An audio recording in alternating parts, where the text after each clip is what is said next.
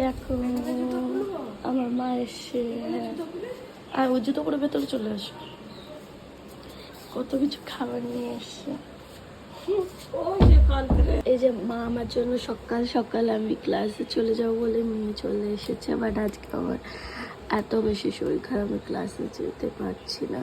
জ্বর, চিকেন নিয়ে এসেছে, মাটন, আর এটা প্রন, সব কটা একসাথে নিয়ে এসেছে। আজকে তো আমার ভেজ রাতে সব বোনকে দিয়ে ভালো খাবার লোক কোথায়, বাবার বোন খেয়েছে ভালো আর করেছে। ওই জন্য বলি তাহলে তোর জন্য নষ্ট করে লাভ নেই, গরম করে তোর জন্য নিয়ে চলে এসে ফ্রিজে রেখে দিয়ে খেয়ে নিবি। হ্যাঁ কালকে, আজকে তো আমার ভেজ, আজকে খাওয়া যাবে না, কালকে খাবো। দেখো এখন বেডটাকে জাস্ট বের করলাম, এখানে ঘুম ধরে গেছে বেডটা পুরো। আমি এই ব্যাগের মধ্যে আমার সব, এই ব্যাগটার মধ্যে সব আমি রাখি আমার শুকনো খাবারগুলো, আর ফ্রিজের জায়গাও নেই যে ব্রেডে রাখবো।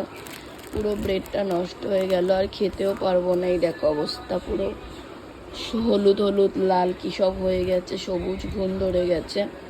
এটা তো ফেলে দিতে হবে। আর একটা যে বেড ছিল সেটা ফ্রিজে আবার ঢুকিয়ে দিলাম। একটু বাইরে থেকে ফুল নিয়ে এলাম, পুজো দেব। জাস্ট উঠলাম, এত ভীষণ শরীর খারাপ, কালকে বৃষ্টিতে ভিজে পুরো গায়ে জ্বর, আর মাথা পুরো ভারী হয়ে আছে। এক্ষুনি জাস্ট মার্কেট থেকে এক্ষুনি বাইরে গেছিলাম, এই যে তেল আনলাম কিনে। তো এত ঠান্ডা লেগেছে, আমি কথাও বলতে পারছি না, নাক ফাক ভীষণ এঁটে আছে। তো এই তেলটা মাখবো যাতে চুল পুরো উস্কো খুস্কো, তো চুলের অবস্থা পুরো খারাপ হয়ে আছে।